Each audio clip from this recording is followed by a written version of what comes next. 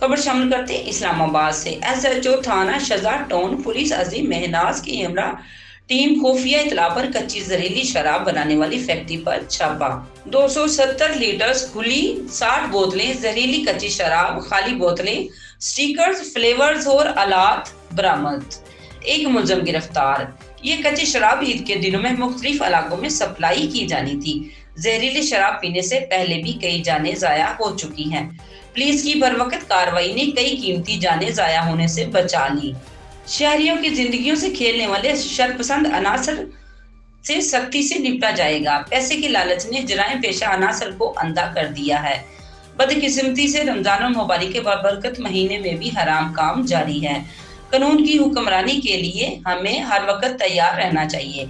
किसी मुजरम को माफी नहीं मिलेगी। SHO थाना शजा टाउन। जरा खान, DNN न्यूज, इस्लामाबाद। खबर शामिल करते हैं इस्लामाबाद से। CPS FCT मोहम्मद शुएब खुरम और chief traffic officer doctor Syed Mustafa Tanveer की ट्रैफिक के मसाइल की निशानदेही और इनके हल के लिए सिटी हकाइम के साथ मीटिंग का इनकाद। लैंड मार्किंग, साइन बोर्ड्स, खराब लाइट्स, अस्पार्ट्स, सिग्नल्स की मरम्मत और नए सिग्नल्स लगाए जाने पर फैसले किए गए हैं। इस्लामाबाद कैपिटल पुलिस ट्रैफिक की रवानी को बेहतर बनाने और मसाइल के हल में मसरूफ अमल जारी है।